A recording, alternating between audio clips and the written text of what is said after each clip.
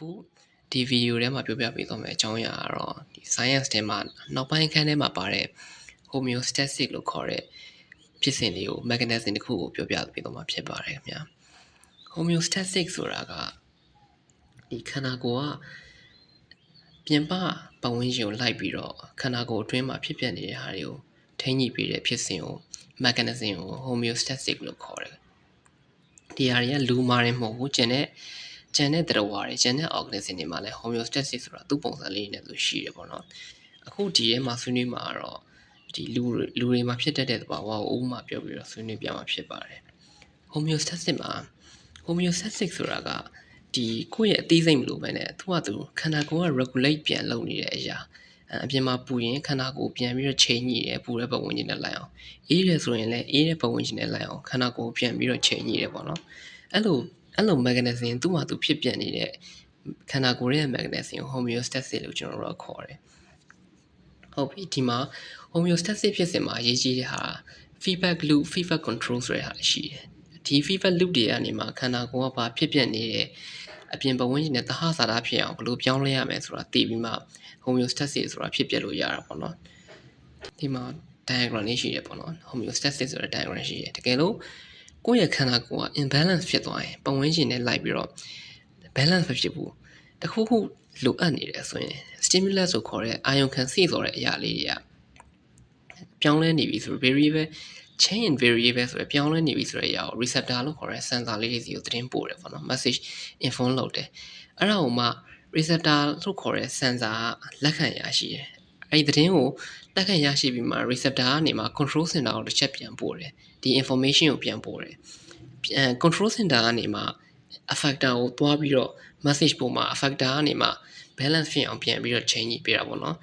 ဒီ diagram ကိုကြည့်ပြီးတော့ဒီကျွန်တော်ရှင်းပြတာကိုနားထောင်ရင်နည်းနည်းလေးရှုပ်ကောင်းရှုပ်သွားတယ်ဒါပေမဲ့နောက်ပိုင်းမှာဥပမာတစ်ခုလောက်နဲ့ပြောရင်ပို့ပြီးတော့ရှင်းလင်းသွားပါလိမ့်မယ်ဒီ diagram ကတော့နည်းနည်းလေးပို့ပြီးတော့သေချာနားလည်အောင်လုပ်ထားတာပို့ပြီးတော့ကောင်းတယ်ပေါ့နော် multiple choice တွေပါတယ်လည်းလာနိုင်ပါတယ် homeostasis ကကြီးဒီမှာလည်းမဟုတ်ဘူးနောက်ပိုင်းကိုကဆေးချောင်းတွေဒီပဲဆေးနည်းတွေတွားမယ်ဆိုရင်ဒီ homeostasis ဖြစ်စဉ်အကြောင်းနားလည်ထားတာပို့ပြီးတော့ကောင်းတယ်ပေါ့နော်ဒီမှာခုနအပေါ်မှာပြောခဲ့တဲ့ feedback control တွေထဲမှာ negative feedback နဲ့ positive feedback ဆိုတဲ့ဟာရှိတယ်နှစ်မျိုးရှိတယ်ပေါ့နော် negative feedback ဆိုတာဘာလဲဆိုတော့ negative feedback ဆိုတာကကျွန်တော်တို့ရဲ့ခန္ဓာကိုယ်ဖြစ်စဉ်ကိုရှော့ချဖို့အရှိန်ရှော့ချဖို့တောင်းမဟုတ်လုံးဝရပ်သွားအောင်လုပ်တဲ့နေရာမှာ negative feedback ကိုကျွန်တော်လိုအပ်တယ်ပေါ့နော်ခန္ဓာကိုယ်ကဒီပတ်ဝန်းကျင်နဲ့ထိန်းညှိတဲ့နေရာမှာအရှိန်တစ်ခုခု process တွေကိုအရှိန်လျှော့လိုက်ဖို့တောင်းမဟုတ်ခဏတာဖြစ်ဖြစ်ရအောင်လုပ်လိုက်ဖို့ကကျတော့ negative feedback ရဲ့အကူအညီလိုအပ်တယ်အဲ negative feedback ကိုလိုအပ်တယ်ဥပမာကျွန်တော်တို့ဘာမှမစားတဲ့အချိန်ဆိုရင်ဒီအစာအိမ်ကဘာမှလုပ်နေစရာမလို crunching ဆိုတဲ့ဒီအစာချေတဲ့ဖြစ်စဉ်ကိုလုပ်နေစရာမလိုအဲ့တော့မစားရင်ခန္ဓာကိုယ်ကဒီတိုင်းပဲသူ့ရဲ့အစာအိမ်ကိုဘာမှလုပ်စရာမလိုcrunch လုပ်အောင်မလုပ်ဖို့ inform လုပ်ထားတာပေါ့နော်အဲ့တော့ if you are not eating မင်းကစားမနေဘူးဆိုရင် you don't need your stomach crunching မင်းရဲ့အစာကိုခြေဖြတ်နေလို့မလို့ဒီဟာတွေကခန္ဓာကိုယ်ရဲ့ဖြစ်စဉ်တွေကဘာလုပ်ပေးထားလဲဆိုတော့ဒီ feedback တွေကနေပြီးတော့ပဲဒီ homeostasis ကသူကချိန်ညှိပေးနေတာကျွန်တော်တို့မစားရင်အစာမချေဘူးဒါပဲနောက်ပြီး positive feedback ဆိုတာရှိတယ် positive feedback ကဘာလုပ်တာလဲဆိုတော့ဒီသူကဇီဝကမ္မဆိုတာခန္ဓာကိုယ်ရင်းဖြစ်ပျက်နေတဲ့ဟာတွေနဲ့ပိုဆိုင်တဲ့ process တွေမှာ positive feedback ကပိုပြီး encourage ဖြစ်တယ်ပေါ့နော်ဒီခန္ဓာကိုယ်ကအာယုံခံချက်တစ်ခုကိုခံစားရတဲ့အခါကျရင်တုံ့ပြန်မှုပိုအားကောင်းအောင်လို့ဒီ positive feedback က stimulate လုပ်ပေးတယ်ပြီးရင်အဲ့ဒီ stimulate လုပ်ပေးတာပဲ negative feedback ကပြန်ပြီးတော့ထိန်းချုပ်လာတဲ့အထိ balance ဖြစ်အောင်ထိန်းမိထားတဲ့ဖြစ်စဉ်ကိုဒီ positive feedback ကပိုပြီးလုပ်ပေးတယ်ပေါ့နော်ဒါသူ့ရဲ့ function လို့သဘောမျိုးပဲဥပမာကျွန်တော်တို့စာချီတဲ့ဖြစ်စဉ်မှာဆိုရင်အစာရည်ဒါမှမဟုတ်ကိုစားလိုက်တဲ့အရာတွေကို digest လုပ်ဖို့ကျွန်တော်တို့ကလိုအပ်တဲ့အရာတွေရှိတယ်အဲ့အချိန်မှာခန္ဓာကိုယ်ကနေပြီးတော့အစာရည်နဲ့အစာတစ်ခုကိုရောက်သွားရင်ခြေဖြတ်ဖို့လိုတယ်ဆိုတော့သူက inform လုပ်လိုက်ရင်ကျွန်တော်တို့ခန္ဓာကိုယ်ကနေမှ pepsin လို့ခေါ်တဲ့ enzyme ကိုထုတ်လိုက်တယ်ဒါပေမဲ့ဒီနေရာမှာတစ်ခုရှိတာက pepsin မထုတ်ခင်မှာ inactive enzyme pepsinogen လို့ခေါ်တဲ့ inactive enzyme ကိုခန္ဓာကိုယ်ကအရင်ထုတ်တယ်အဲ့တော့ pepsinogen ပြီးမှ pepsin ဆိုတဲ့ enzyme လာတယ်အဲ့တော့ multiple choice မေးလို့ရတယ်ဒီနေရာမှာ pepsinogen ဆိုတာဘာလဲလို့မေးလိုက်ရင် pepsinogen ဆိုတာ inactive enzyme active မဖြစ်သေးတဲ့ enzyme ပေါ့နော်ဒီ pepsinogen ကိုပုံစံပြောင်းလိုက်မှ pepsin ဆိုတဲ့အစာချေဖြတ်ပြီးတဲ့ enzyme လေးကိုရတယ်အဲ့တော့ကျွန်တော်တို့ digestion လုပ်မယ်ဆိုရင်ပထမဆုံး homeostasis ကြောင့် homeostasis ရဲ့ခေါင်းစဉ်အောက်မှာ digestion လုပ်မယ်ဆိုရင်ခန္ဓာကိုယ်ကအရင်ဆုံးဘာထုတ်တာလဲ stomach ထဲမှာဘာထုတ်တာလဲဆိုရင် pepsinogen လို့ခေါ်တဲ့ inactive enzyme ကိုထုတ်တယ်အဲ့ဒီ pepsinogen ကိုပုံစံပြောင်းလိုက်မှ pepsin လို့ခေါ်တဲ့အစာချေဖြတ်ပြီးတဲ့ enzyme ကိုရတယ်ပေါ့နော်အဲ့ဒီ process ကနေပဲချိန်ညှိပြီးတော့ကျွန်တော်တို့ရဲ့ခန္ဓာကိုယ်ထဲမှာရှိတဲ့စားထားတဲ့ protein တွေများသောအားဖြင့် pepsin က protein တွေကိုဖြိုခွဲပေးတယ်ပေါ့နော်external environment လို့ခေါ်တဲ့ပြင်ပပတ်ဝန်းကျင်ကို homeostasis က react လုပ်တဲ့ပုံစံတွေရှိတယ်ကျွန်တော်တို့အဲ့ဒါဘယ်လိုလဲဆိုတော့ဥမာနေရမ်းပူတဲ့အချိန်နေရမ်းပူတဲ့တဲ